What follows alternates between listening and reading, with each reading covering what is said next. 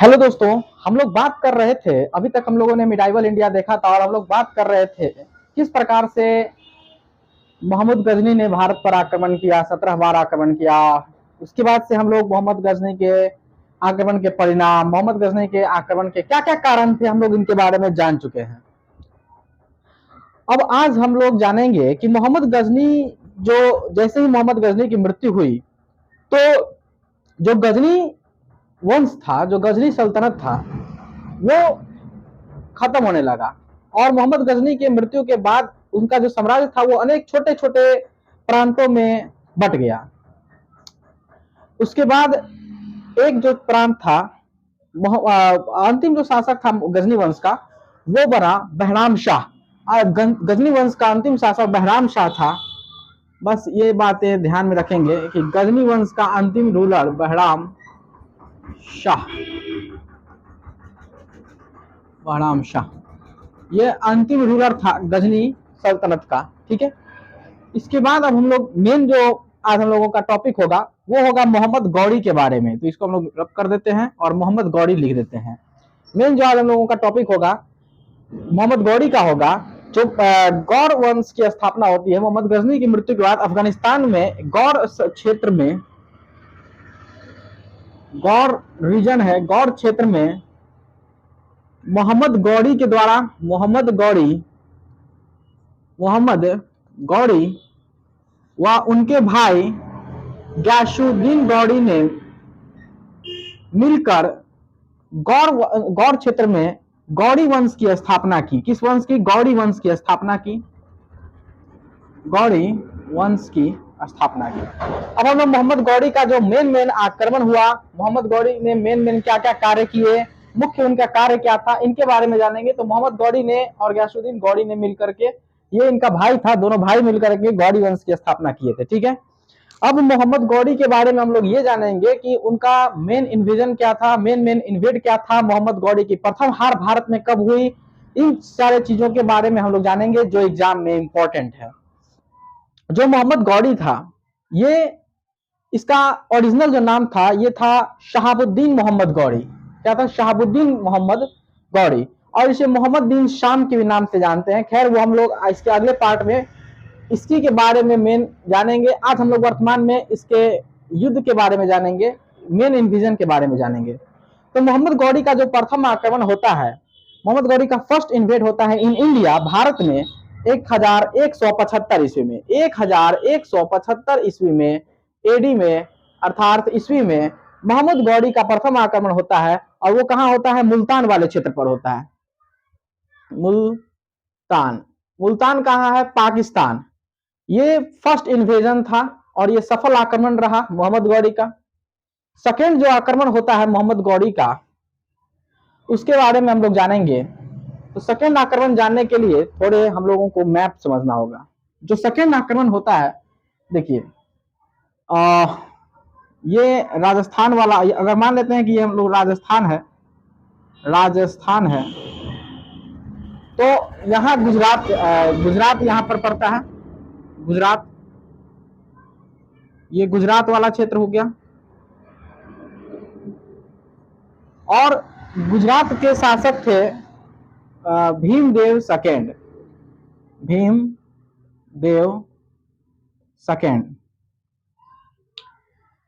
Second शासक थे। और आपने बाहुबली मूवी देखा होगा। बाहुबली में एक शिवकामी देवी जो है, वो जिस प्रकार से संरक्षिका बनकर शासन करती हैं, उन अपने दो बच्चों बाहु और वीर भल्लाल को गोद में लेकर के थ्रोन या राजगद्दी पर बैठती हैं। तो उसी प्रकार से इनकी जो माता थी, इनकी माता का नाम था नयिका देवी। वो गद्दी पर बैठा करती थी क्योंकि भीमदेव सेकेंड उस टाइम छोटे बच्चे थे, वो राजगद्दी पर बैठने योग्य नहीं थे। तो अगर हम लोग बात करें तो नयिका देवी जो है सो राजगद्दी पर बैठा करती थी, भीमदेव सेकेंड उस टाइम छोटे थे। और माउंट आबू अगर हम लोग बात करें, माउंट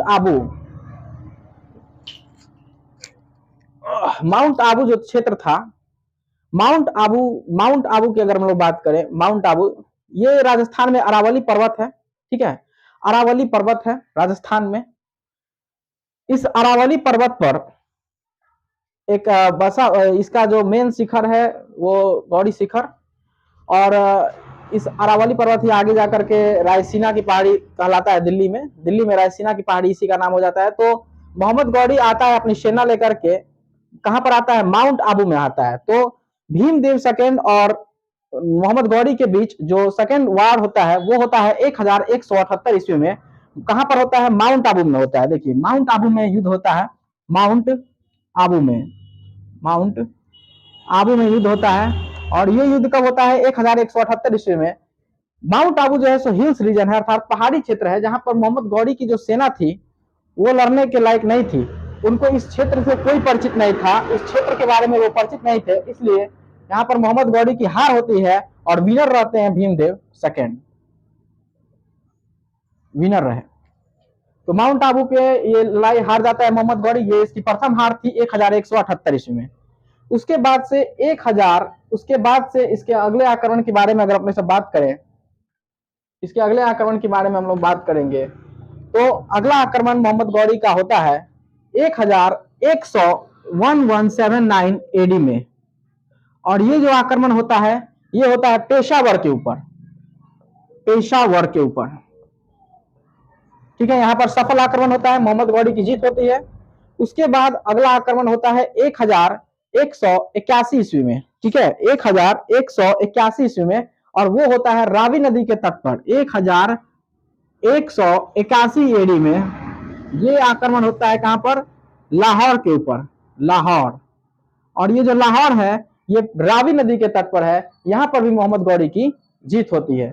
इसके बाद अगला मुख्य आक्रमण जो है सो होता है 1189 ईस्वी में, सॉरी 1189 नब्बासी ईस्वी में होता है, एडी में होता है। और ये कहां पर होता है, भटिंडा के ऊपर होता है। भटिंडा कहां पर पड़ता है, पंजाब वाले क्षेत्र में पड़ता है भटिंडा का पहले नाम जो था वो था तवर हिंद। उस टाइम वर्तमान में इसका नाम भटिंडा है, पहले इसका नाम था तवर हिंद। भटिंडा पर आक्रमण होता है 1189 ईस्वी में, और इस आक्रमण में भी मोहम्मद गौरी की जीत होती है। भटिंडा हमारा पंजाब वाला क्षेत्र में पड़ता है, ये मुल्तान पाकिस्तान, पेशावर पाकिस्तान, लाहौर पाकिस्तान में पड़ता है। ठीक है, और ये भटिंडा जो है पंजाब में पड़ता है, यहां पर भी मोहम्मद गौरी की जीत होती है। और ये जो आक्रमण है ये बहुत ही मुख्य आक्रमण है 1189 ईस्वी की, क्योंकि ये एक कारण बना तराइन के प्रथम बैटल का, जो हम लोग अगले क्लास में पढ़ेंगे। जो तराइन का जो प्रथम बैटल हुआ 1191 एडी में, किससे हुआ, तराइन का जो बैटल हुआ